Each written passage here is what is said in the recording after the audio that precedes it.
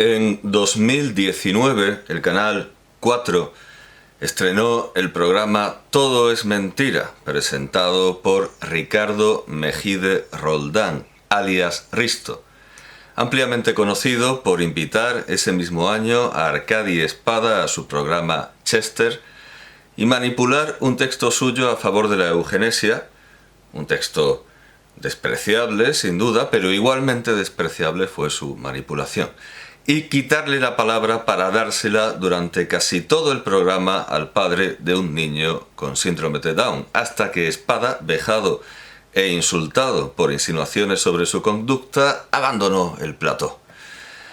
Y, junto a Ricardo Mejide Roldán, Marta Martínez Nebot, alias Marta Flitsch, ampliamente conocida por su extraña carrera pendular, que parte de hacerse famosa por salir con Jaime Martínez Bordiú, nieto del caudillo, pasa por quejarse de que no le hicieran caso como economista y humorista y mujer muy inteligente, porque hay mucho machista y mucho facha, y desemboca en un programa en el que la peña escoge con quién quiere aparearse, viendo directamente el culo, la polla o las peras de sus compañeros de concurso oposición, aunque más bien queda todo en un concurso de méritos que se alegan presencialmente y no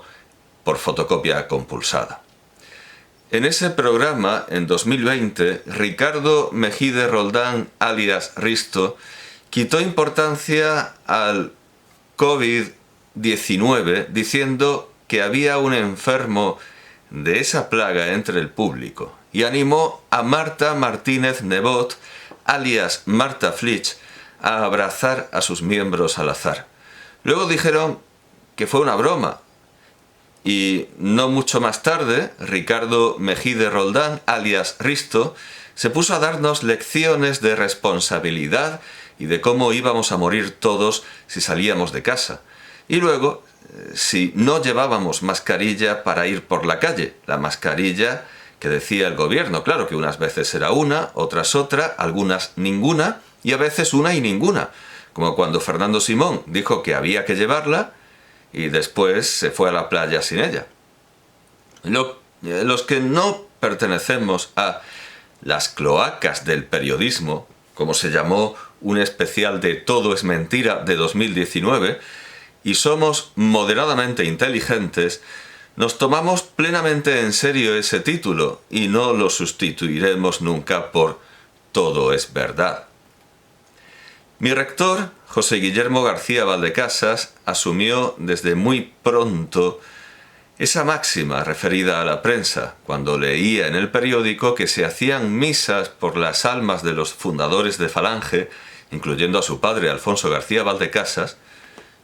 Luego bajaba el periódico y se encontraba a su padre desayunando.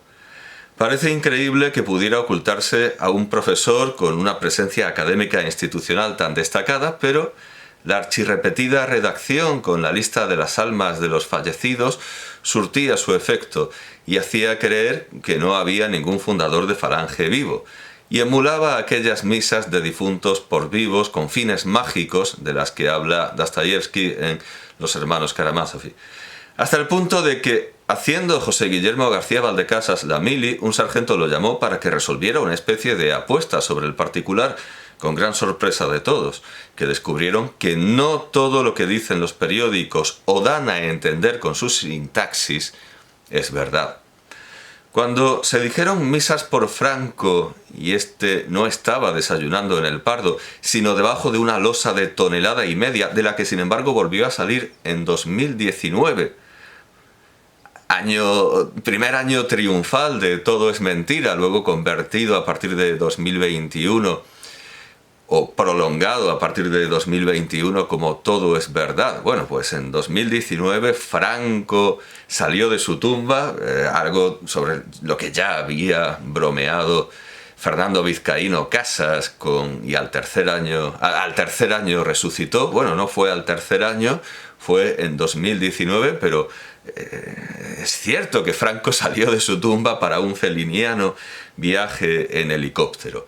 Después de su muerte, volvamos a 1975, parecía que sería imposible volver a tener una prensa en la que se dijeran mentiras tan obvias y contradictorias con otras informaciones de los propios medios que las daban. Cosa que no fue así, como hemos visto que demuestran los programas Todo es mentira y Todo es verdad, ya en plena era digital. Internet sirvió, por ejemplo, para desenmascarar el currículum inventado por José Luis Moreno, ventrílocuo, neurocirujano, primer tenor de la ópera del Metropolitan y del Royal Opera House, escritor de una infinidad de libros, etcétera, etcétera, etcétera. Cuando el único libro que yo le he encontrado es uno escrito a la limón con Macario o con Monchito. ¿Sirvió para eso? Sí, sirvió para desenmascarar el currículum de José Luis Moreno, pero tampoco para mucho más. Los periodistas tampoco se volvieron Solá. En lugar del estilo de yo acuso, adoptaron el de aquí alguien ha hecho algo. Y cuando eran más directos no lo eran por amor a la verdad, sino por aquello que dijo la viuda de Mao en su defensa en el juicio. Yo era la perra de Mao. Cuando me pedía que mordiera, mordía. Un ejemplo clarísimo de mordisco obediente, irracional e irreflexivo que paradójicamente ha pasado para muchos como ejemplo de independencia periodística fue el de Miguel Ángel Aguilar Tremoya, que en 1997 dijo en defensa de los líderes del PSOE investigados por terrorismo de Estado, mirando a la cámara en Telecinco, esto que cito con las apostillas de Juan Francisco Lamata en su Biblioteca del Buitre. Sublevación de los fiscales de la Audiencia Nacional contra su jefe Aranda. Es que encima se creerá un estilista, encima se creerá un gran literato. Sublevación de los fiscales de la Audiencia Nacional contra su jefe Aranda, destitución del desobedecido, exaltación de los sublevados en las páginas de El Mundo Mundial, donde se amenaza a quien se atreviera a sancionar a los expedientados. En breve, leídas las notas de los hermanos Amedo y escuchadas las cintas por ellos grabadas para joder a los de arriba, lo disculpamos porque esto lo presenta como una cita textual, según el encargo de Pedro Solá. Qué indignidad hablar de Solá cuando uno no se atreve a acusar, sino que lo que dice lo dice recurriendo al subterfugio de los apodos. Y apodos más oscuros que los de Jiménez de los Santos, que cuando Jiménez de los Santos muerde porque se lo pide el PP y usa apodos, son apodos plenamente reconocibles. Son apodos cristalinos y a veces añade el nombre, pero no, aquí Pedro Solá y Lamata pone entre corchetes Pedro J. Ramírez y del Campeador y pone entre corchetes Baltasar Garzón. Concluimos. Si esta fuera la causa de la justicia, debemos aceptar que a veces avanza a lomos de hijos de puta. Hasta aquí la hermosa intervención y valiente intervención e independiente intervención de Aguilar. Juan Francisco Lamata es periodista y ha fichado por El Confidencial, que lo recibió con un artículo de Carlos Prieto de 2022 titulado Perro sí come perro. El hombre que más sabe sobre guerras mediáticas tiene algo que contarte. Este era el titular, pero no me parece a mí que coma tanto perro. Porque al discutir, claro, esto me recuerda a la canción de Gorky, la canción de Porno para Ricardo, dedicada a Fidel Castro, no coma tanta pinga, coma andante. No sé qué otros elementos conformarán su dieta, pero el perro no parece el ingrediente esencial de ella. Porque al discutir la citada intervención de Aguilar, que desde luego no sigue, como hemos dicho, demasiado el estilo de Solá, no solo porque evite dar nombres, poniendo motes injuriosos e infamantes, sino que viene a ser un ¡ay, que se han metido con el PSOE, hijo puta!, con voz de chiste de gitanos. No destaca demasiado que Aguilar estuviera siendo aquí la perra de Felipe González. Eso no lo subraya La Mata, sino que dedica mucho espacio a discutir y dar a entender que fue víctima de la censura al ser despedido de Telecinco, como si no fuera perfectamente normal que una cadena de televisión no quisiera contar en su plantilla con alguien que llama hijo de puta a un juez en ejercicio de sus funciones. Censura fue cuando el dibujante Ramón Gutiérrez, conocido como Ramón, fue juzgado en 1990, 7 años antes, por un chiste gráfico en Ya, en el que llamaba al Tribunal Constitucional Tribunal Prostitucional. Pero Miguel Ángel Aguilar no sufrió menoscabo en su integridad física ni en ninguno de sus derechos, a no ser que quiera alegar que su derecho al trabajo tiene que ampararlo precisamente Telecinco.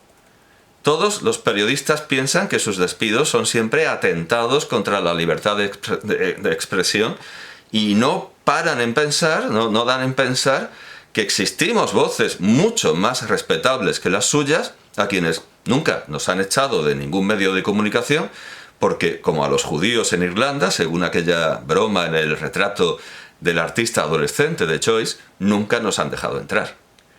No creo que Miguel Ángel Aguilar se ofenda si digo aquí que fue la perra de Felipe González, tanto más cuando la supresión moral alentada por el partido que entonces apoyaba, y con tanto ahínco, ha convertido en una consigna positiva ser la perra Sánchez. Texto de una chapa llevada por Begoña Gómez Fernández junto a su marido, el presidente del gobierno de España, Pedro Sánchez Pérez Castejón. Él siempre omite el Pérez para no parecer el Cayetano que efectivamente es.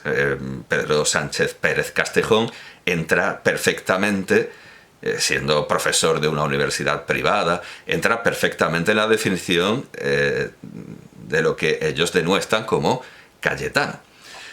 Precisamente, y como entrada relacionada, la hemeroteca del buitre nos reproduce, sin comentario alguno, un manifiesto firmado por periodistas de RTVE, Público, Infolibre, El País, ETV, Euskal Telebista,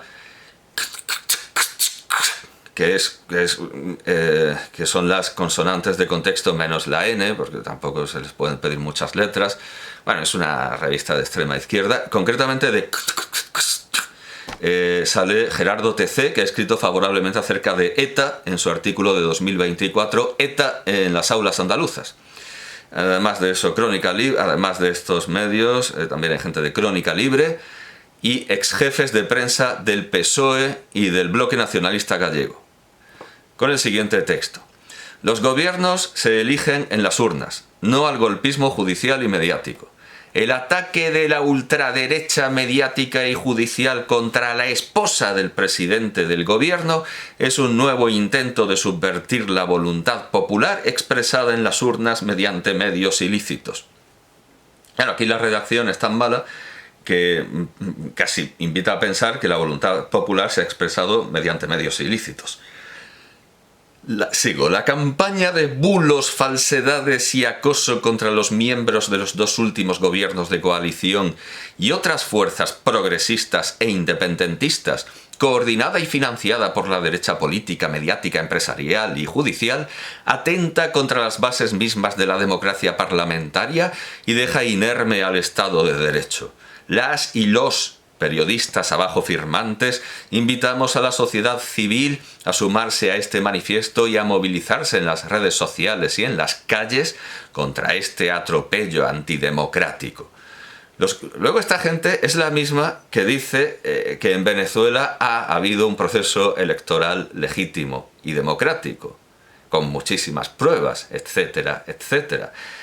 Luego sale Irene Montero, la creadora del Solo sí es sí, a decir que lo que le está haciendo Maduro a Venezuela es consentido. Sigo con el manifiesto. Los gobiernos se eligen y se cambian en las urnas y en el Parlamento. No al golpismo judicial y mediático, no a la máquina del fango. Que esto son palabras directamente del asesor o del consejero o del negro que le escriba los discursos a Pedro Sánchez, esto de la máquina del fango. Son palabras de Pedro Sánchez, pero son suyas porque las ha comprado. Con esto, hasta aquí el manifiesto, con esto se riza el rizo, ya que no se convierten, ya no son la perra de Pedro Sánchez. Ese papel, según la declaración de la propia interesada, en forma de chapa, es de Begoña Gómez, sino que se convierten en la perra de Pedro Sánchez, que sepamos, no tiene nada que ver, Begoña Gómez no tiene nada que ver con nuestro sistema electoral ni con nuestro Estado de Derecho. Y bueno, es que insisto, si ahora los censores de YouTube me van a decir estás animalizando al adversario, que es una de las normas que se inventó, es una de las prohibiciones que se inventó la comunidad, o sea, la comunidad del anillo, la comunidad de YouTube, para censurar vídeos. No se puede animalizar al adversario de ninguna manera, y eso lo aplicó naturalmente contrariamente a todo principio a todo principio del derecho, a toda la legalidad, lo aplicó de manera retroactiva. Entonces, insisto, si alguien quiere censurar este vídeo porque se está animalizando a Begoña Gómez llamándola la perra Sánchez, insisto en que es ella misma la que se da ese nombre. Es un problema parecido al de la censura por citar a un youtuber llamado, hablamos de esto en el debate entre Castro, David Suárez y Camilo de Ori y un servidor, el problema generado por un comunicador o artista o lo que sea, autodenominado puto chino maricón. Bueno, pues igualmente Begoña Gómez, insisto, es ella misma la que se califica como la perra Sánchez, al igual que Chiang Ching la viuda de Mao, se autoproclamaba la perra de Mao. Era ella misma, y eso es una frase suya tan famosa como lo de que hacer la revolución no es un crimen, que también lo adoptó pues Rita Maestre, alguna de las novias o mujeres o esposas o parejas, compañeras de los líderes supremos de la revolución de las sonrisas. No se me puede censurar por llamar a las cosas, por llamar a las personas, en este caso, por llamar a las personas con los pronombres y las denominaciones con las que ellas mismas se autoperciben. Así que no cabe censura aquí. Y doy esta parrafada para que si hay un revisor humano que tenga que hacer frente, tenga clarísimamente esto dicho.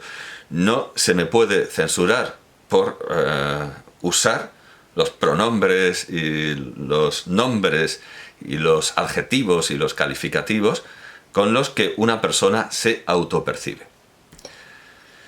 Bueno, pero estamos haciendo una exposición cronológica y hemos dado un salto al presente. Hay artículos cuya desfachatez a la hora de morder me ha impresionado de manera indeleble, y no me refiero a los de Juan Manuel de Prada, quien primero elogió y luego mordió a Baltasar Garzón, al revés que otros muchos colegas suyos, porque su rabia, como la de Federico Jiménez Los Santos, es permanente y no sorprende nunca su vehemencia en uno o en otro sentido, aunque hay que reconocer que Jiménez Los Santos es vehemente siempre en el mismo sentido, en el sentido que le dicta el PP. Con todo, desde luego, yo tengo muchísimo más respeto como literato y como intelectual por Jiménez Los Santos que por Juan Manuel de Prada, lo que no quiere decir que Jiménez Los Santos no incurra en manipulaciones vergonzosas de la verdad, como cuando, aliado con, no sé si pastor protestante o cabecilla protestante, no me acuerdo, tiene un hermano que es muy rojo y él es muy de derechas, publicó una traducción de la historia de Egipto de Manetón que parece ser que tradujo del inglés tal cual. Bueno, no me acuerdo, todo el mundo sabrá, la derecha en realidad lo odia porque es luterano, y aunque sea muy de derechas, Lutero es la bestia, sigue siendo la bestia negra de los defensores del Imperio Español y de nuestras glorias nacionales. Bueno, no me acuerdo de cómo se llama, ni me voy a acordar.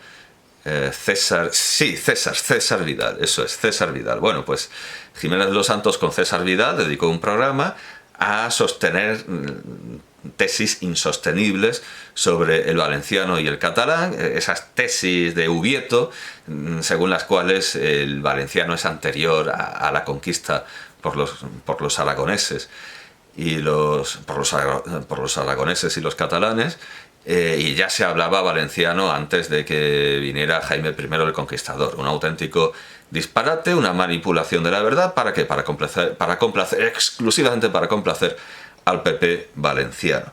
Pero bueno, quiero decir que le tengo más respeto a Jiménez de los Santos que a Juan Manuel de Prada, dejando claro que no le tengo respeto a Jiménez de los Santos porque manipula la verdad. En 2009, El País publicó un artículo de título chabacano y, por qué no decirlo, machista y vulgarmente anticlerical.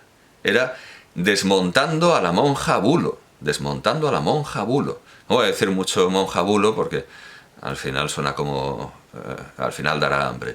En el que unos sedicentes periodistas científicos, María Sauquillo y Emilio de Benito, en lugar de dar argumentos científicos contra Sor Teresa Forcades, a la que entenderán que no pueda tener ninguna simpatía, la descalifica. O sea, es una monja que, si no me equivoco, una monja que está a favor del aborto y de la independencia soberanista de la República Catalana. Es una monja que está a favor del aborto. Como monja no me merece respeto, y si está a favor de una imposible República Catalana, pues no me merece respeto intelectual, ninguno, tampoco. No le tengo ninguna simpatía, pero no puedo tolerar que la descalifiquen personalmente, que es además algo especialmente irresponsable en una cuestión tan grave como la salud pública. En 2023, El País publicó un nuevo titular, esta vez obra de Jesús García Bueno y Jessica Mouzo. El titular era La monja Teresa Forcades, Furcadas, en fin, da igual, yo lo estoy leyendo con pronunciación castellana, inhabilitada 18 meses como médica por hablar del clorito de sodio.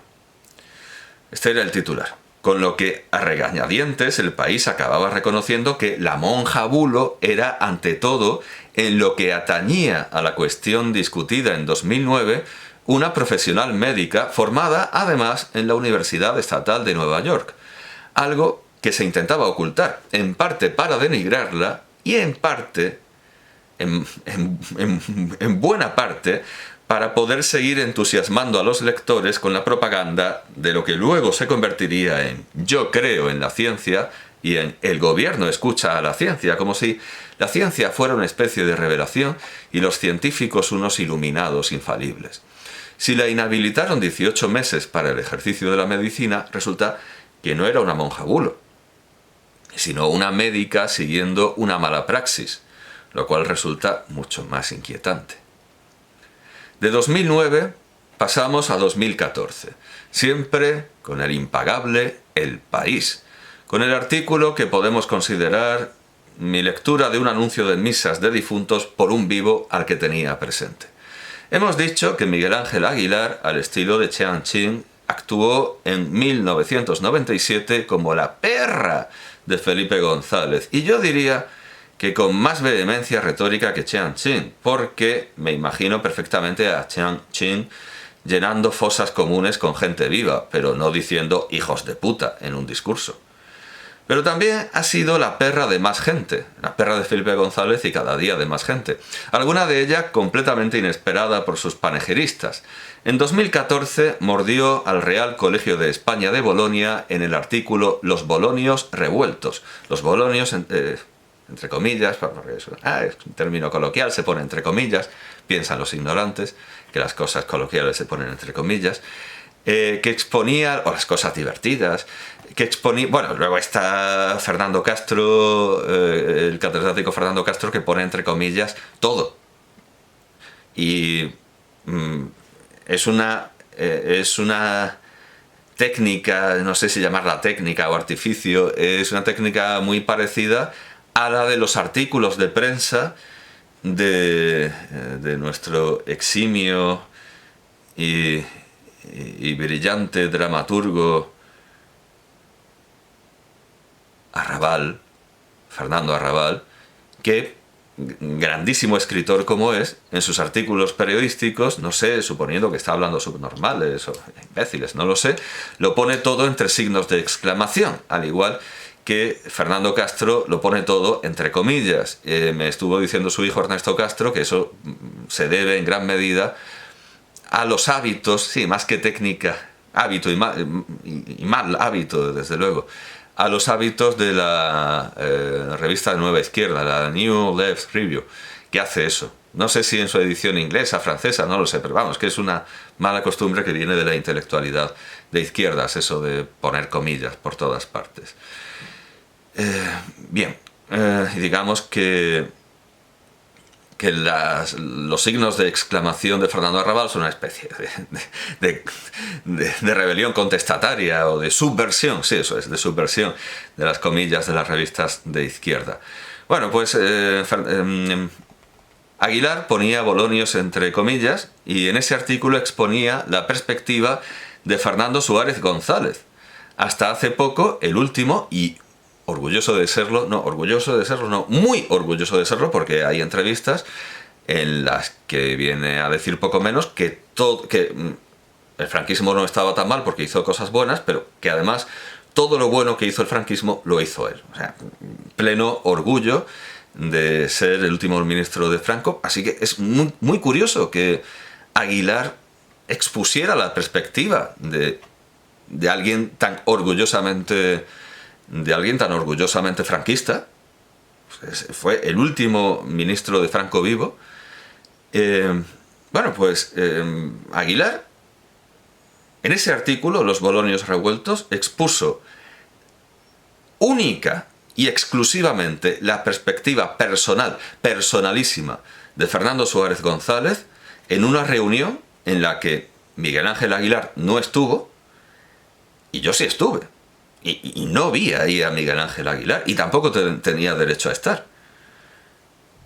Sí escuché las palabras de Fernando Suárez González que luego reprodujo Miguel Ángel Aguilar con su firma, Miguel Ángel Aguilar, en El País. Paradójicamente, ese relato falaz y que estilísticamente invitaba a pensar que había sido escrito desde la primera letra hasta el último punto por Fernando Suárez, y háganme caso en eso. Recuerden mi vídeo en defensa de Azaña, en el que noté que un discurso suyo estaba mal citado y luego lo confirmé acudiendo al diario de sesiones de las Cortes, un discurso importantísimo sobre casas viejas. Noté que había algo en la versión que daban algunos historiadores que no podía haber dicho Azaña, y efectivamente me fui al diario de sesiones y vi que estaba mal citado, que esas palabras no pertenecían a Azaña. Pues con la misma seguridad que yo les digo, o les dije, que esas palabras no pertenecían a Azaña, puedo decir desde el punto de vista del análisis estilístico que todas las palabras que aparecen en ese artículo de Miguel Ángel Aguilar pertenecen a Fernando Suárez González. Entre otras, o sea, claro, no es solo análisis estilístico, es que literalmente son las palabras que le oí en esa reunión. Y el relleno, la presentación, de eso sí puedo decir que el estilo coincide. Háganme un poco de caso en cuanto a estilo literario, que sé reconocerlo. Bueno, pues ese artículo fue esgrimido por personas que sí habían estado allí como prueba de que la realidad no era lo que vimos y escuchamos todos, sino lo que ponía El País.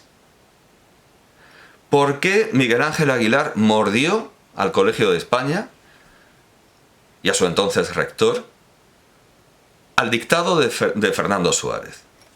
Yo no soy periodista y ningún periodista se lo va a preguntar, porque en efecto, perro no come perro. Aquí el conocimiento se enfrenta a una infranqueable falla en el camino. Nadie va a preguntarle a Aguilar por sus intereses espurios, porque ese derecho solo corresponde a los periodistas, que ni siquiera saben decir espurios, sino que dicen espúreos, porque la mayoría de ellos son unos catetos que no saben ni hablar. Y al escribir esto hice el experimento y efectivamente Miguel Ángel Aguilar escribió en 2012 en la revista Notario de